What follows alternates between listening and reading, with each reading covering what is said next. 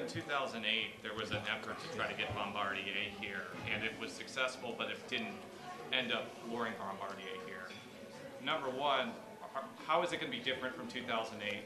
And two, how do you answer critics who might say any package would be akin to corporate welfare? There's a significant difference between Boeing and Bombardier. Boeing is here. I mean, McDonnell Douglas was here. Boeing has 15,000 workers here. Boeing has a significant investment in this region, and our workers have performed in a very competitive way for them.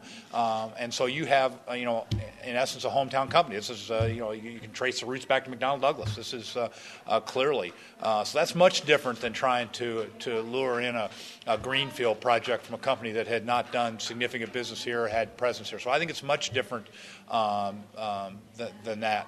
All of our economic incentives, as far as the second question, all of our economic incentives are based on a solid economic analysis that they will benefit the economy of our state.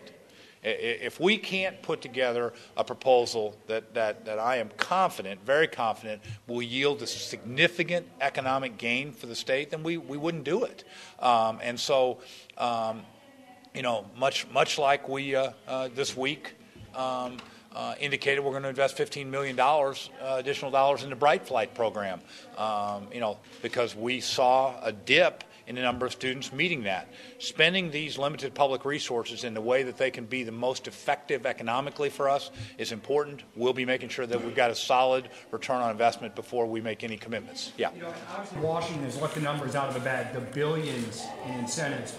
How do we even compete with that? Because I can't recall a project in the state of Missouri where we're talking billions in incentives to bring them here. Right? Does that number scare you? As long as there's a good solid return and a long time, and you can match these up. I think the other thing is that the most significant portions of our incentives are based on withholding taxes of employees in future jobs. And so what you're dealing with when you look at these numbers is us being a partnership with them in which some portion of those withholding taxes are used to help them defray some of the significant capital investments that are necessary on the front end. On this one, I think you also have significant educational things that need to be done to make sure that there's a workforce. I mean, this is an all-new.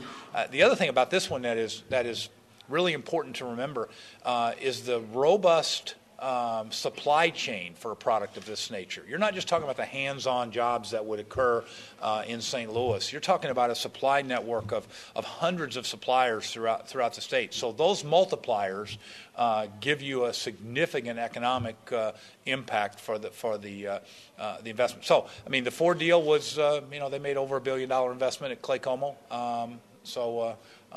We will be careful to make sure that whatever offer we make is one that has a fiscal solid return for the state that we can both afford in the short run and the long run.